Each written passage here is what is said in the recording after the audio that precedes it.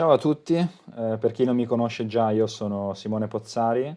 e al momento sto registrando questo video perché voglio commentare con voi una partita che ho giocato in un torneo dal vivo al campionato italiano Under 20 che è appena finito poche ore fa,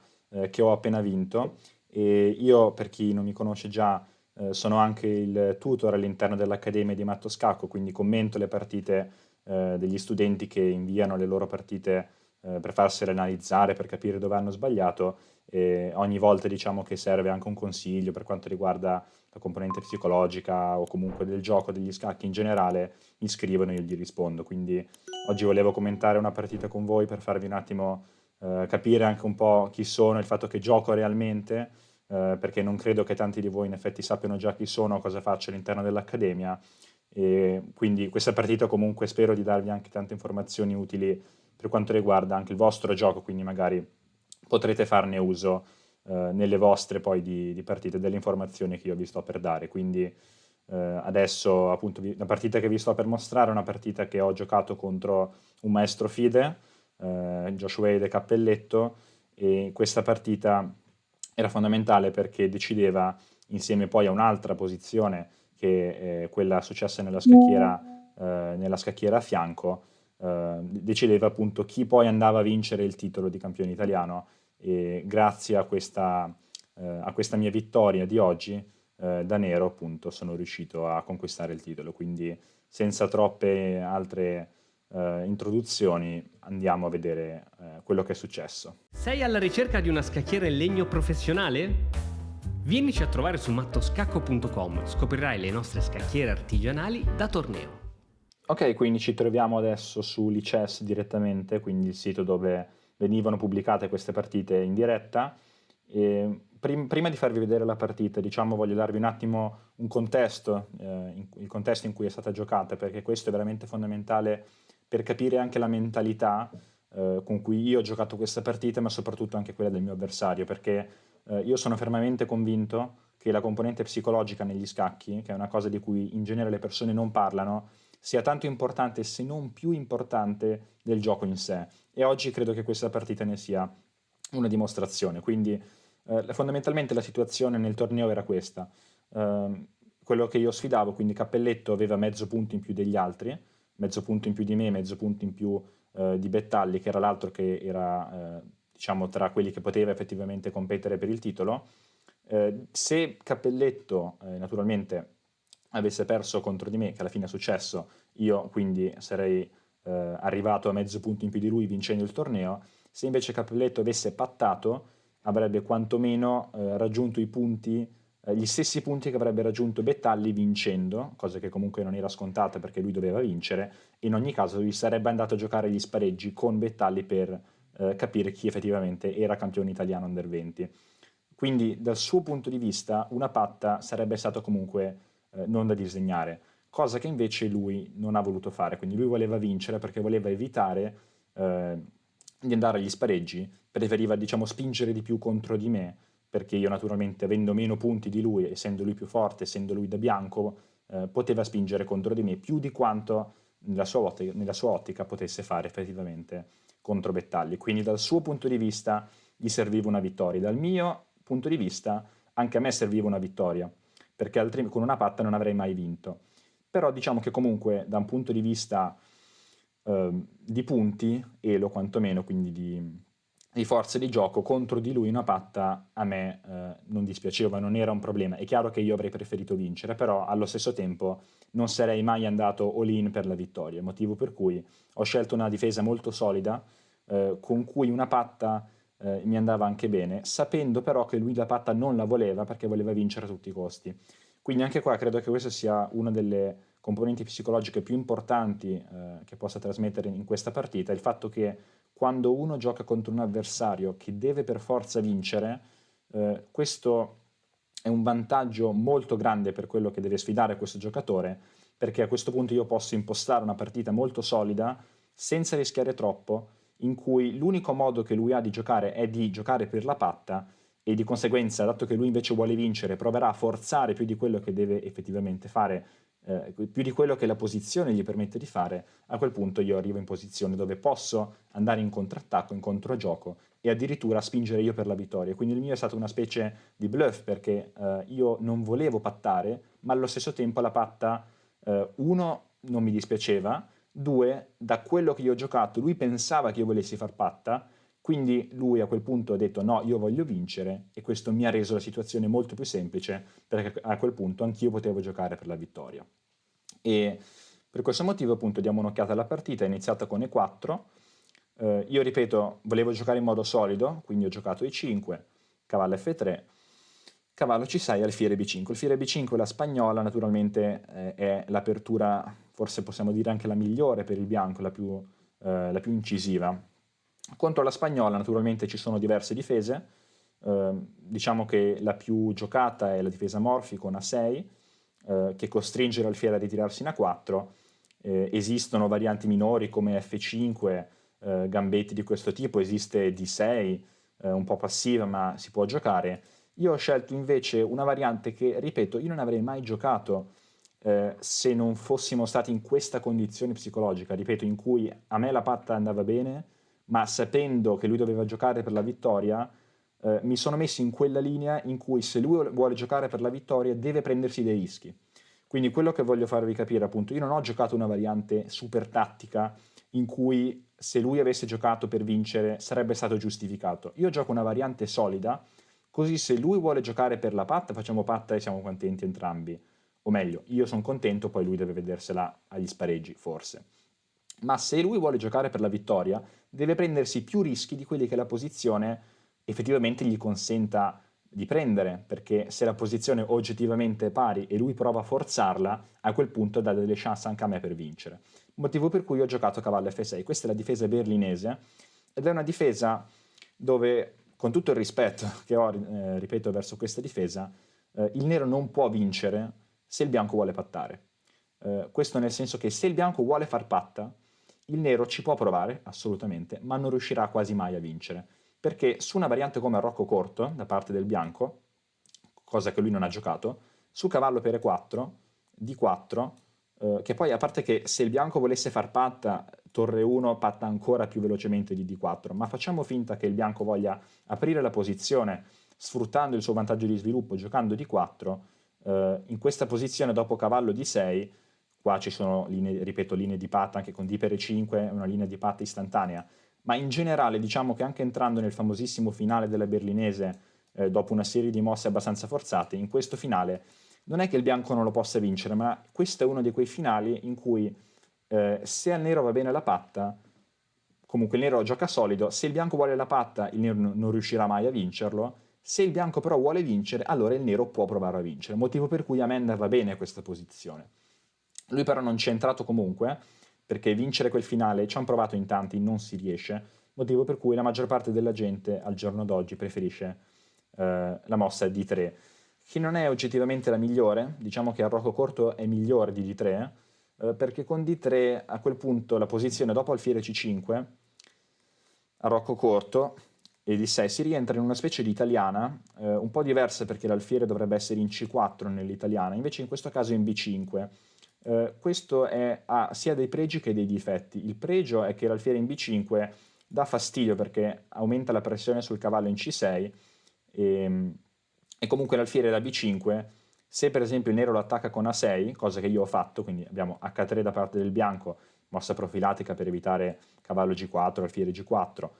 io gioco A6, alfiere A4, l'alfiere è già pronto per ritirarsi in C2, da cui può supportare la spinta in D4. Il contro però di questa mossa, ovvero di mettere l'alfiere in B5 invece che in C4, è molto semplice, del fatto che per me sarà molto più semplice spingere in D5 perché lui non ha l'alfiere in C4 e se il nero riesce a spingere in D5 oggettivamente la posizione diventa molto difficile da giocare per il bianco, perché vuol dire che il nero si è liberato e ha spinto i suoi pedoni, perché alla fine l'obiettivo del bianco in questa posizione è giocare D4, quello del nero è di giocare D5.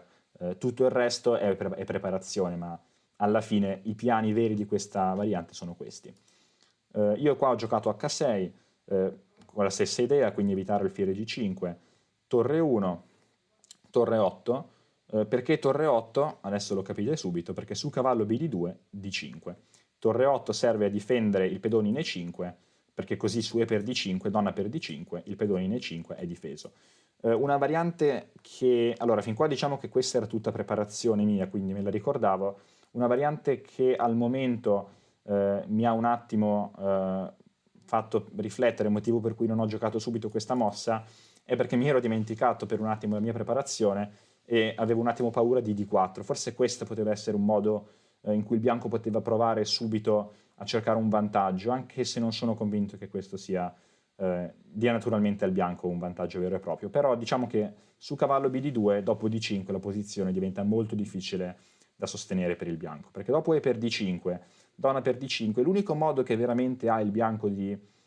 trovare uno squilibrio nella posizione, che ripeto è quello che lui vuole, perché se lui volesse giocare per la patta, potrebbe giocare donna E2, donna C2, una delle due, difendere il pedone in D3 e a questo punto la posizione, ok, magari il nero ha delle chance, però tutto sommato non è che il nero possa spingere più di tanto. Ma dato che lui doveva vincere questa posizione, lui non ha esitato a mangiare il cavallo in C6. E dopo B per C6 abbiamo uno squilibrio. Lo squilibrio è l'ideale per il giocatore che vuole vincere. Il problema è che lo squilibrio pone il giocatore che vuole vincere in una situazione di rischio, perché lo squilibrio potrebbe favorire anche me. Ed è questo il problema fondamentale che il mio avversario ha dovuto affrontare in questa posizione, perché teoricamente un giocatore più forte non vuole complicare troppo la posizione contro un giocatore più debole, perché più la posizione diventa complessa,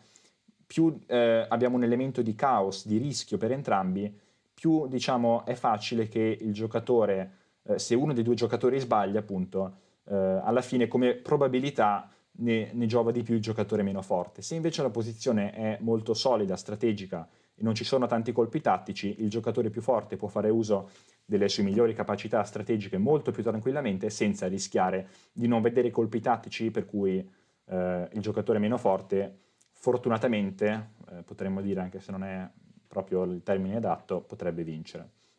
Quindi abbiamo B per C6, fondamentalmente in questa posizione la struttura pedonale del nero è oggettivamente terribile sul lato di donna, però il nero ha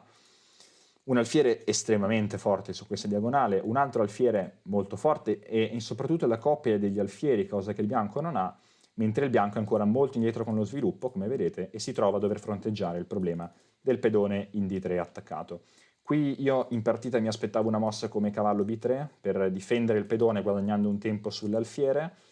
Io avrei probabilmente ritirato questo alfiere in B6 e qua la posizione comunque è giocabile, lui può giocare C4, io torno in D6. Tutto sommato non credo ci sia niente per il bianco in questa situazione, quindi naturalmente è giocabile, la posizione è pari, però sicuramente non è quello che il bianco voleva, non è il tipo di squilibrio che il bianco voleva, perché dalla mia difesa, dalla berlinese, il bianco non deve cercare di forzare troppo, ma deve giocare, non dico per la patta, però in modo molto più solido quantomeno.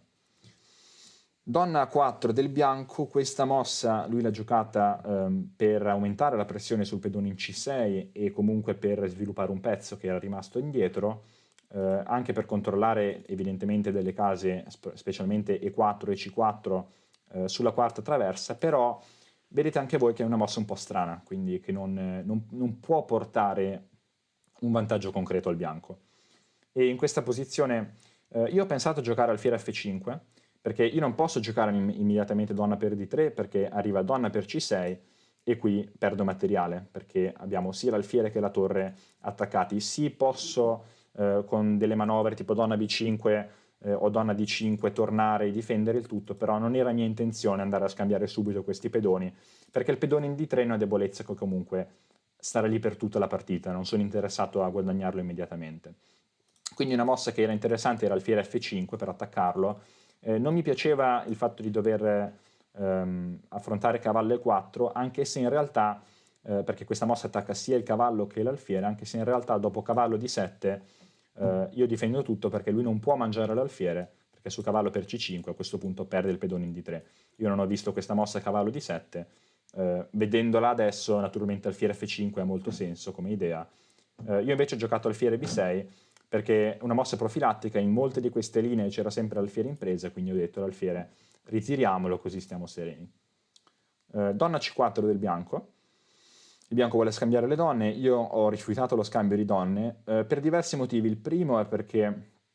anch'io volevo vincere, per cui diciamo che comunque è vero che io volevo la patta, però volevo anche vincere, e dato che in questa posizione ci sono squilibri, diciamo che siamo già arrivati al punto in cui il bianco si è spinto troppo in là, ecco. Quindi la mia strategia era: io gioco solido fin tanto che lui gioca solido, nel momento in cui lui prova a forzare, allora gli inizio a forzare anch'io. E mi sembrava che già qui fossimo arrivati a quel punto in cui io potessi provare a giocare per la vittoria, motivo per cui ho fatto questa mossa, che forse non è la migliore, forse la migliore era di lasciare questo scambio a lui come possibilità, però ho preferito non scambiare le donne perché in questo modo tenevo le donne, la sua donna in C4 è molto esposta, io non sto rischiando niente, quindi ero abbastanza contento. Qua lui deve trovare uno sviluppo per l'alfiere, motivo per cui ho giocato cavallo e4, e qui anche vedete come questa sia una di quelle posizioni in cui quando uno dei due giocatori gioca mosse molto naturali, o meglio, entrambi i giocatori giocano mosse naturali, ma uno dei due giocatori sta facendo errori e l'altro no, è perché la mia posizione è molto buona e la sua no. Ovvero la mia posizione, io gioco le mosse più naturali e sto bene. Lui per vincere deve, o meglio, per giocare le mosse migliori, deve trovare mosse che non sono naturali. Quindi è molto più semplice la mia posizione da giocare, quantomeno da un punto di vista pratico. Lui qua ha fatto cavallo e4, che non è neanche la migliore, e il perché non ve lo so dire, perché sembra una mossa estremamente naturale, però a quanto pare non è la migliore, o meglio, il perché ve lo posso anche dire per la variante che è successa in partita, però vedete come strategicamente cavallo e4 è una mossa che ha senso, ma nella pratica poi non va da nessuna parte, perché dopo cavallo e4, cavallo per e4, qua già il bianco ha un problema, perché come ricattura questo cavallo? Lui vorrebbe farlo con il pedone. E il problema di ricatturare col pedone è che dopo donna G6 gli sta per arrivare alfiere per H3 con attacco sul re, e lui non può neanche spostarsi con il re perché cadrebbe il pedone in F2, quindi dovrebbe fare il re F1 per togliersi da questa colonna e allo stesso tempo difendere il pedone, ma capite bene che con un re in F1 questa posizione non può essere buona per il bianco. Qua il nero può giocare sia donna H5 per alimentare l'attacco sul lato di re, ma anche A5 per giocare alfiere A6 e inchiodare la donna sul re. Questa posizione è veramente perfetta per il nero può anche giocare piani con F5 se la donna si sposta da C4, quindi è una posizione estremamente comoda. Motivo per cui lui ha mangiato di donna, ma anche questo ha i suoi problemi. Vedete come questa posizione è estremamente difficile da giocare per lui, e io non sto giocando contro un non classificato, sto giocando contro un maestro FIDE, quindi anche per lui era difficile trovare le mosse. Infatti anche dopo la partita sto pensando al fatto che molti appunto mi hanno detto: è strano che lui abbia giocato così male contro di te, e il motivo è questo, perché l'ho messo in una posizione non semplice in cui lui non ha saputo trovare le mosse migliori. Quindi anche questo poi è parte del riuscire a vincere contro questo tipo di giocatori. Abbiamo alfiere 3, lui naturalmente vuole scambiare gli alfieri perché mi toglie la coppia degli alfieri, e poi banalmente perché il mio alfiere era molto forte e io avendo la coppia degli alfieri lui me la vuole scambiare. Io quindi ho rifiutato questo scambio tenendo la coppia degli alfieri, e questo pedone in C5 fa due cose: uno appunto blocca questo scambio, due controlla bene la casa di 4 evitando a tutti i costi la sua spinta, e tre fa anche strada all'alfiere che da C6 diventerebbe un alfiere potentissimo nell'attacco sul re. Motivo per cui lui ha tolto il cavallo per evitare possibili attacchi, e qui non ho giocato subito alfiere C6 perché non mi piaceva il fatto che lui potesse innanzitutto aveva questa intermedia cavallo C4 fastidiosa che guadagnava un tempo sulla donna, ma soprattutto non mi piaceva il fatto che lui potesse andare in G4, in F5, e da lì non capivo bene come portare la mia donna sul lato di re senza scambiare le donne per alimentare il mio attacco. Motivo per cui ho giocato invece F5, che comunque minaccia anche F4, e se notate bene questo alfiere è intrappolato, non ha case, quindi diventa molto difficile per lui capire dove metterlo, e si salva solamente per il fatto che su F4 immediatamente guadagna un tempo sulla donna con il cavallo per poi fare strada all'alfiere. Quindi ecco, forse non posso fare subito F4, o meglio posso ma non è la più precisa. Ho giocato prima donna F6 perché ho giocato donna D6 perché io vorrei fare alfiere C6 fondamentalmente, però non posso perché lui a questo punto mi mangia in F5. Quindi prima gioco a donna F6, e l'idea era: se lui per esempio fa una mossa di sviluppo normale, arriva alfiere C6, lui non può più mangiare in F5, deve tornare indietro, faccio F4 e lui non ha neanche più l'intermedia in E4 perché io gli mangio il cavallo con l'alfiere che è appena arrivato in C6, dopo di per 4 perde un pezzo. Quindi questa era la mia analisi. Lui naturalmente ha visto tutto questo, e dopo donna F6 ha deciso di giocare donna D5 scacco, che anche qui lui ha trovato un piano abbastanza naturale in realtà, che però non è neanche il migliore, perché lui ha giocato donna D5 provocando alfiere 6, altrimenti perdere alfiere, oppure l'alternativa sarebbe di scambiare le donne, che però ripeto io non volevo fare, quindi alfiere 6, donna C6. Con donna C6 lui attacca il pedone in C5, quindi F4 ora non funziona più perché c'è alfiere per C5. E qui dopo donna per C6 avevamo entrambi poco tempo, io un pochino meno di lui, però comunque il tempo mi è bastato per trovare una mossa molto carina, per fortuna l'ho vista, che è donna F7. Con donna F7 non dico che la partita sia già vinta per il nero perché non è così, ma quantomeno il nero sta molto meglio. Perché su donna F7 fa un paio di cose. La prima si toglie da questa traversa, quindi lui non può più cambiare le donne. Secondo, controllo bene la casa in D5, quindi evito indirettamente alfiere per C5 perché arriverebbe alfiere D5, donna A4, alfiere per C5, perché lui non avrebbe più case per la donna. E terzo motivo collegato al secondo, io minaccio F4 perché su alfiere per C5 non c'è, ripeto, non c'è alfiere per C5 perché c'è alfiere D5, quindi queste tre minacce. E lui qua invece ha trovato l'unica mossa che si salva, perché lui non può neanche giocare F3 o F4 perché F3 indebolirebbe troppo, a parte il fatto che perde la donna al colpo perché la donna rimane intrappolata, ma spingere il pedone F anche in F4 indebolisce troppo la struttura. Io posso sempre giocare alfiere D5, donna G6, andare ad attaccare G2, posso anche mangiare, perché lui se rimangia a questo punto mi si apre l'altra diagonale per l'alfiere, qua diventa veramente troppo difficile da lui, per lui sostenere questa posizione. Dopo D4 posso addirittura spingere l'altro pedone in C5, aprire di nuovo questa diagonale, vedete come i miei due pedoni doppiati alla fine diventano forti in mediogioco / finale. Quindi qua lui ha giocato B4, che è l'unica mossa che si salva, quantomeno per ora, perché aumenta la pressione su C5 e di nuovo adesso diventa possibile alfiere per C5, perché su F4 alfiere per C5, alfiere D5, donna 4, l'alfiere in C5 è difeso a differenza della linea di prima, perché c'è B per C5, quindi c'è questa differenza. Dopo B4 però arriva comunque alfiere D5, donna G6, importante perché minaccia matto, non solo minaccia matto ma difende l'alfiere. Questo è importante perché lui non può difendere il matto con G3, perché su G3 arriva F4, poi mangia in G3 e qua ha perso, perché viene completamente aperto sul lato di Re. Quindi deve giocare F3 per difendere il matto. Ma F3 apre questa diagonale, quindi io a questo punto posso giocare C per B4, salvando il pedone che era in presa, sdoppiandomi i pedoni che erano la mia debolezza per tutta la partita, quindi ho già risolto due problemi, riapro il mio alfiere, lui non me lo può neanche mangiare il mio alfiere, perché avremmo donna per B6 scacco, motivo per cui ho giocato donna G6 provocando F3, lui deve spostare il re, a questo punto lui perderebbe un secondo pedone e a questo punto la partita diventa persa. Quindi lui non ha mangiato in B6, ha mangiato in B4 di donna, perché mangiare di pedone crea un po' una debolezza, ma soprattutto arriva alfiere per E3, torre per E3, donna B6, come vedete abbiamo un'infilata. Se lui difende la torre arriva a F4, perde la torre secca perché non si può muovere, quindi lo stesso anche su F2 arriva sempre a F4, quindi non può giocare C per B, deve mangiare di donna, così su alfiere per E3, donna per E3, donna B6, lui può scambiare le donne, ripeto io non voglio scambiare le donne. Però alfiere per E3 arriva comunque, ero indeciso se giocare subito alfiere per E3 oppure giocare torre B8 prima. Il problema di torre B8 non mi piaceva che alfiere per B6, torre per B6, le sue torri erano collegate, ho preferito provocare prima la torre in E3 e poi giocare torre B8, così ci sono sempre problemi. Lui per esempio non può tornare in A3 perché arriva sempre donna B6 con lo stesso tatticismo di prima con F4, quindi deve rimanere in zona, diciamo così, per difendere donna B6. Torre B5, qua è importante perché molti avrebbero giocato C6.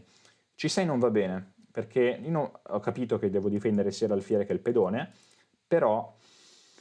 un pedone vale di meno dell'iniziativa in questa posizione, perché questa è una di quelle posizioni in cui io devo giocare velocemente, quindi io devo attaccarlo. Nelle posizioni in cui c'è l'iniziativa io devo giocare velocemente e attaccarlo, non ho il tempo di stare fermo, devo andare subito al contrattacco, quindi C6 è troppo lenta, piuttosto gioco torre B5, guadagno un tempo, perdo un pedone, ma a me non interessa perché io sto giocando per la velocità, non per il materiale.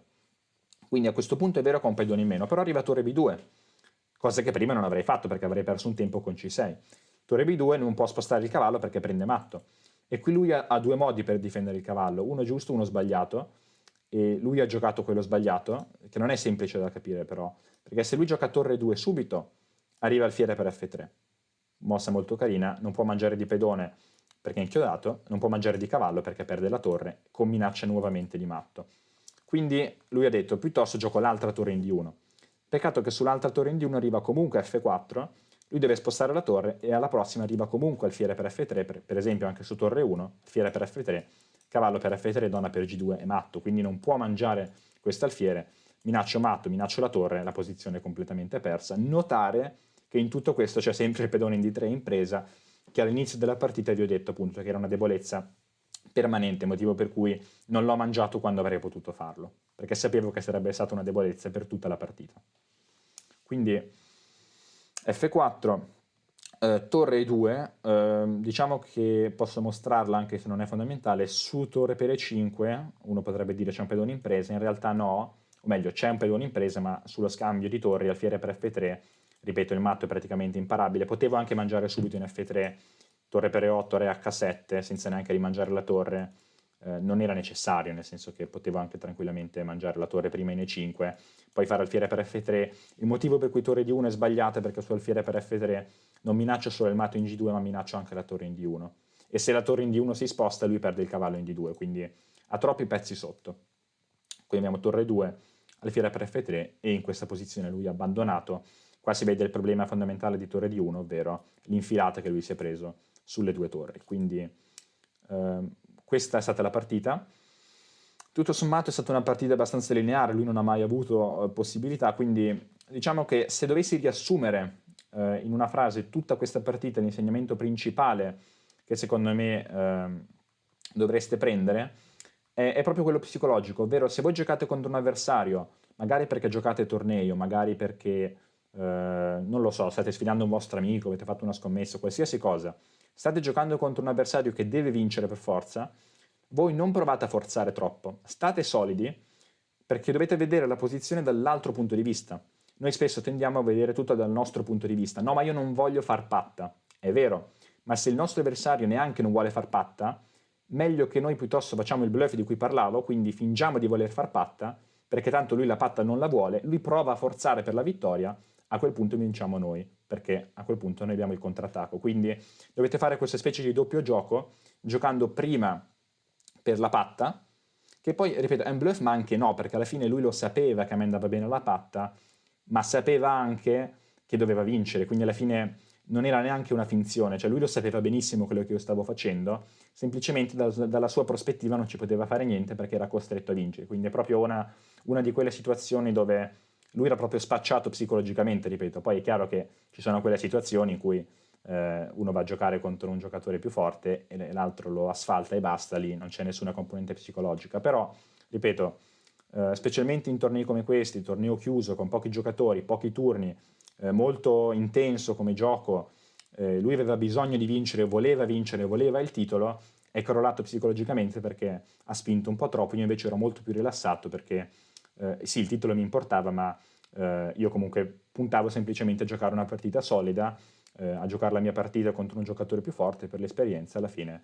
ha sbagliato lui e questo mi ha permesso di spingere per la vittoria. Ok, quindi spero che vi sia piaciuta la mia partita. In generale diciamo che secondo me è sempre importante guardare partite commentate che siano proprie o di altri giocatori perché alla fine sono le partite, il senso di questo gioco, gli studi vanno bene, le tattiche vanno bene, però sono le partite vere e proprie, quelle che fanno la differenza. Tant'è che nell'Accademia appunto di Matto Scacco, quando le persone mi inviano le partite, è molto importante il fatto di inviare le partite. Quelli che vanno meglio nell'Accademia, infatti, o quantomeno quelli che migliorano di più nell'Accademia, sono quelli che mi inviano più partite, perché ricevendo più feedback da parte mia, migliorano di più. Quindi è molto importante, ripeto, vedere le partite, è molto importante per crescere, capire i propri errori, e anche specialmente quando uno perde una partita. Adesso io vi ho commentato una partita che ho vinto, ma sarebbero da commentare specialmente quelle perse. Infatti questo lo dico anche a quelli nell'Accademia di Matto Scacco, appunto che di inviarmi le partite che perdono, non quelle che vincono, perché c'è più da dire. In ogni caso diciamo che spero di esservi stato d'aiuto con questa partita, iscrivetevi se non lo siete già all'Accademia di Matto Scacco, proprio un consiglio spassionato perché una volta che entrate non solo avete tutte le lezioni tutti gli incontri, veramente a un prezzo ridicolo per quello che vi viene offerto. Poi il fatto di potermi inviare le partite, io ve le commento, a voi serve veramente tanto, perché non perché io sono il più bravo e perché voglio dirvi esattamente dove avete sbagliato, ma perché anche il fatto comunque di confrontarsi, di ricevere da uno che comunque gioca a tornei, perché io sono abbastanza attivo da questo punto di vista, non è che sto dietro a un computer e non muovo mai un pezzo e dico agli altri cosa fare. Io i tornei li gioco, li perdo spesso, perdo partite, metto anch'io i miei pezzi in presa, anch'io faccio i miei errori, quindi diciamo avete un consiglio da uno che sta dentro questo mondo su cosa potevate migliorare. Cioè io so quello che funziona sulla scacchiera perché ci gioco sulla scacchiera, quindi non vi posso dire come diventare grande maestro perché non lo sono, ma quantomeno vi posso dire come raggiungere il mio livello, che comunque per la maggior parte degli studenti all'interno dell'accademia credo che sia già un obiettivo importante. Quindi appunto se voi non siete già maestri fide, iscrivetevi all'accademia veramente perché vi permette di migliorare. Poi c'è un ambiente proprio in cui avete altre persone che stanno facendo il vostro stesso percorso, con cui vi potete confrontare, potete chiedere a me, a Christian, agli altri che ci sono all'interno dell'accademia,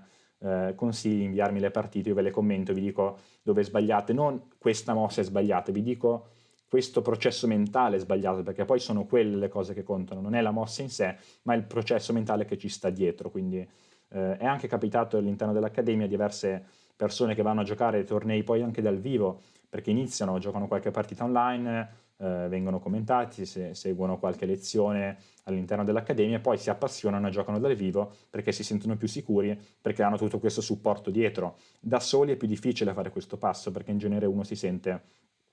come se non capisse dove migliorare, gioca un po' online, ok, sì, gioco qualche partita, va bene, mi diverto, ma il fatto di avere un sistema, lezioni, maestro, incontri, community, dove uno può confrontarsi e può anche, diciamo, dire agli altri i suoi obiettivi, quindi costringere anche un po' se stesso poi a essere abbastanza disciplinato da guardare le lezioni, a guardare i commenti alle partite, è molto più facile migliorare in questo ambiente rispetto a migliorare da soli. In genere all'interno dell'accademia migliorano tutti, non credo di aver mai visto un caso di uno che entra nell'accademia e dice no, non mi piace questo ambiente, no, non mi piacciono le lezioni, non mi piacciono i commenti. In genere sono tutti molto contenti di ricevere i commenti, tutti molto contenti delle lezioni, degli incontri, per cui oggettivamente ve lo consiglio veramente, quantomeno perché se volete migliorare a scacchi, ripeto, se voi non interessa e volete farlo semplicemente come gioco o come divertimento, proprio non vi interessa migliorare, ok, allora va bene, non iscrivetevi, non è per voi, guardate solamente i video di intrattenimento. Però se a voi interessa non per forza giocare a tornei dal vivo, ma anche banalmente migliorare, capire come sentirvi in modo più sicuro quando voi giocate una partita a scacchi, allora sicuramente fa per voi. Quindi ho detto quello che vi dovevo dire, per il resto un saluto e vi auguro una buona continuazione. Ciao!